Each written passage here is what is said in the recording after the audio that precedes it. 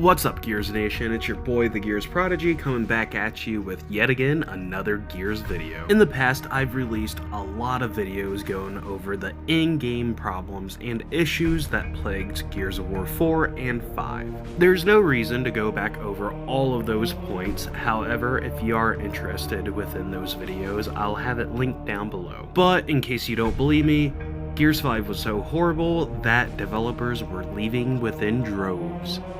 With Gears of War E-Day announced, I think it's very important that we go over the track record of the Coalition studios, spanning from topics of how they've behaved, conducted themselves, conducted the game, and along with decisions that they've made throughout the course of them having the IP. Rather, if we're talking enraged, out-of-pocket, neo-biased political rants on Twitter, or complete asinine changes that were 100% unneeded, such as but not limited to this immense abomination, or the fact that the chainsaw button, which was B, was changed to the reload button, which is RB. If those two examples weren't good enough to show how idiotic these people are, this is another idiotic thing they did. They changed the classic difficulty names to new difficulties like intermediate, experience, so on and so forth. The reasoning behind those changes was simply because a female employee at the studio had brought that to Rod's attention and he didn't want to silence her idea. So he went ahead and did the changes. I was unable to find that article and I didn't already have it on file, so if you have it or know where to find it, be sure to link it. Another unneeded change, and a quite disgusting habit of TC's, is to patch something that's incredibly helpful, and that is not breaking the game at all, but not patching the harmful things of the game. Example being the Death from Beyond Riven method. So essentially you load into Private Horde with a secondary controller or a secondary player. With the account that you're grinding your re-ups on, you plant laser wires, die, leave the secondary controller up, and you start getting a bunch of ribbons, which gives you XP, which allows you to get through the re-ups quicker. And much like always, shortly after the first re-up 50 released this method, TC went ahead and patched it. And for the record, there was nothing sneaky about what he did or the method at all. TC just wants to control how you play the game in the way that they want you to play it. Another thing worth mentioning is mishaps with action figures. Here we have the only two figures of the Pouncer from Gears 4 in the Mini Pop Funko line. When facing it dead on, the left side, the eyes are not painted. The right side is painted, but the left is not. Another mishap with physical merchandise that was mass-produced that's worth mentioning is this action figure of JD Phoenix. The Lancer simply does not fit into the hand, which is how it's advertised as it's supposed to be. These are mass-produced quantities we're talking about, and this is what the consumer gets. Another issue that they always had was the rolling out of DLC tied to specific merchandise. Example being one of the holiday ugly sweaters that came out. There was a code that was released, but it simply didn't work. Come to find out that all the codes that the Coalition sent out to the retailer, they simply did not work. With practices such as but not limited to inclusion through exclusion being beneath the Coalition's wing, I think it's very important that we highlight one of the many grotesque components that makes up the Coalition's identity. And that just so happens to be the ever so famous double standard. And while on the topic of double standards, this is a fair point to bring up. It's crazy, this is the same game where you chainsaw others in half. And with that being said, that allows us to perfectly segue to our next problem, the Rod Ferguson problem. You've got to remember, this is the same studio that took a strong stance against smoking and depictions of tobacco use within their games, and at the same time they released their own line of beer. That's right, because having your own line of alcohol along with having depictions and references of alcohol within the game is a-okay, but tobacco use is not. Another thing that is a-okay is gore.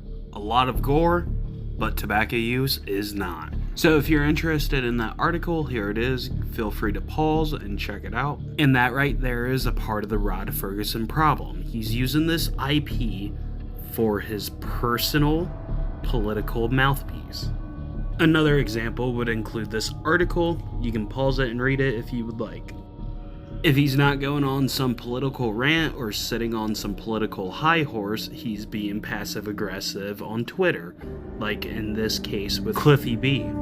And if he wasn't arguing with Cliffy B on Twitter, he was posting about how he was at some play or getting manicures and martinis. Now that's studio head behavior if I've ever seen it. Very, very smart choice, Microsoft. Now that's a top shelf choice if I've ever seen one.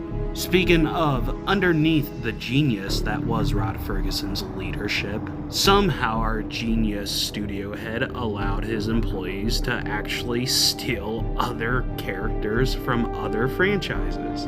One example being the tracker ball from Gears 4 and 5.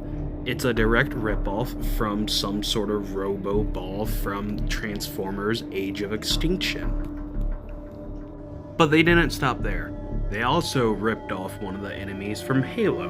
Both similar in design, both serve the same purpose on the battlefield, and both even shield other enemies with this sort of energy shield. Yeah, that's a passionate team if I've ever seen one there, Rod.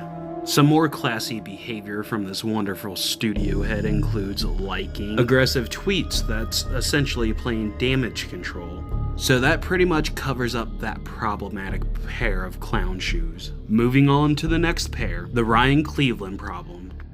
Now I'm not going to go through the entirety of this, but I will have the whole thread here, just pause if you want to read. So essentially this specific developer flies off the absolute handle at a couple players over something that was literally taken out of context, which caused this developer to act very passive-aggressive, condescending, and just overall unprofessional. But it doesn't stop there with this specific developer. His unchecked, aggressive behavior also continued with random bursts of rage and unprofessionalism.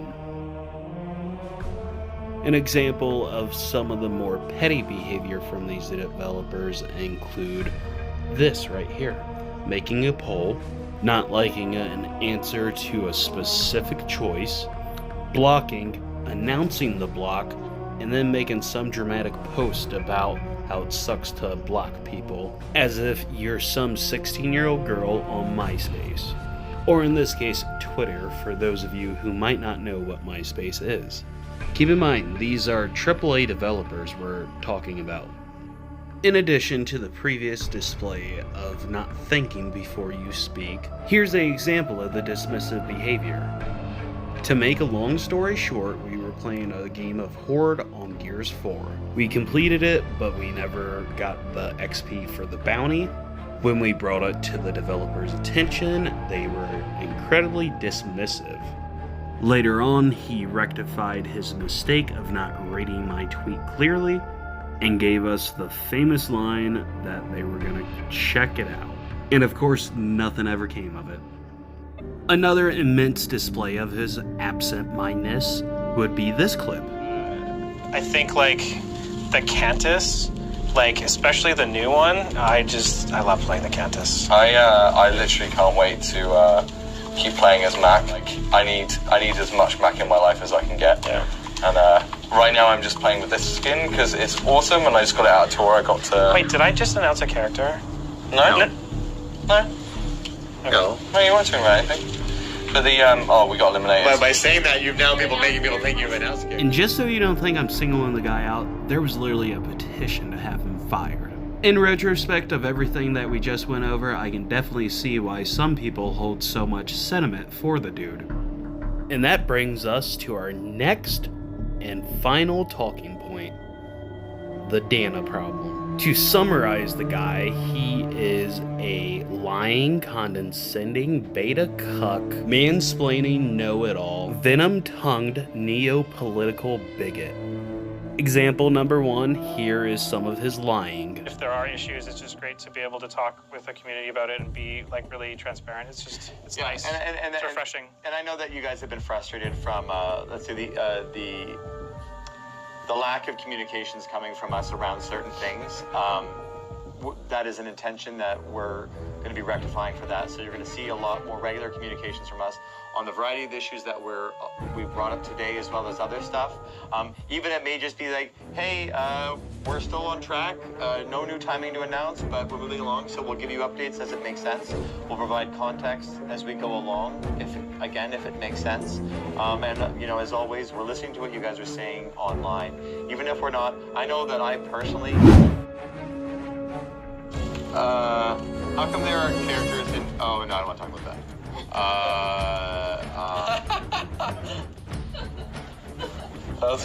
Okay. No, I mean, I'm not going to talk about that. Here are some more examples of his condescending behavior. What efforts are being made to make Gears more inclusive? When are we getting our first LGBTQ character? That's an excellent question. Great question. So, I can't talk about Gears future stuff, about inclusivity. I can talk a lot about stuff that Microsoft's doing with the accessibility. I mean, I guess you're talking about inclusive inside the content of the game, not accessibility. Yeah. Inclusive. Well, I would argue that we're already pretty inclusive. Maybe not from an LGBTQ standpoint, but you know, we have a lot of diversity in terms of gender roles. We have Kate, we've got Dell. I'm just going to use African American, even though he's on Sarah. You know, we've got Ty, we've got Jin, we've got a whole rife of people of a variety of ethnicities.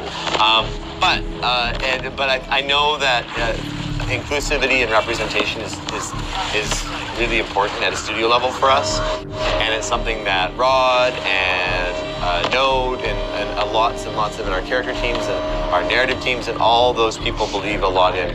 So yeah, I honestly don't care about the LGBTQ, but maybe a G. I don't need an LGBT stereotypes in the game. I think you're looking at it from a perspective about you need to understand the importance of representation. I don't think it needs to be just a stereotype. I think you can go and have someone that is, I like to use the character, the show Billions is a good example. You have, if you guys don't watch Billions, you should. Have you watched Billions? No, it's on my amazing. to watch list. So it's so good, and there's this character Taylor inside of it, and they are a they. And so they're non-binary, and I think would be trans, certainly in a non-binary way. And they're an example of a character that is part of their character, but their character is fully fleshed out and fully realized and wouldn't be a stereotype at all. So I think if you look at the idea of why it's important for inclusion, which it is, because it's nice to have representation of all types of people, and so people can see themselves. Don't forget to move up, say hello to Jesus. And then, so there's that. And then, you know, you make a good character is a good character. And orientation is only just part of what a good character can be.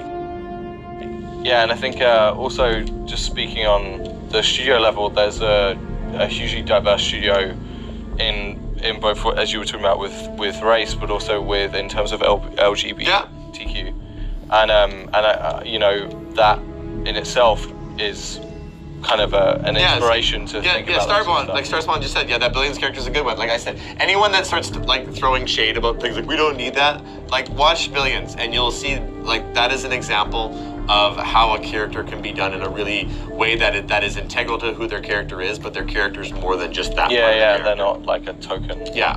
And of course, we have this pair of clown shoes defending the predatory business practice of microtransactions. Transactions exist. We talked about this last week. Microtransactions fund post-release content. If you figure everyone's like, but I already paid $60 for the game and I should get a bunch of other stuff. It's like, okay. I really can't stand the condescending and disrespectful behavior these people have for the consumer, especially this guy in particular. To make matters worse, I can't believe that Microsoft just sat around and allowed all of this to transpire. Anyways, be sure to be extremely hesitant when buying Gears of War E-Day. Granted, a large portion of the developers that we covered in this video have either quit or been fired, though the fact remains that this is the Coalition's track record, and you should still be 100% hesitant about the products that they put out. I strongly recommend skip it, wait until reviews come out, wait until player reviews come out, and then use Game Pass for it. Do not buy it, vote with your wallet. Anyways, be sure to let me know your thoughts and concerns about this video and the next Gears game in the comments down below. While you're down there, be sure to let us know if you've had any out-of-pocket experiences with any developers at the Coalition Studio.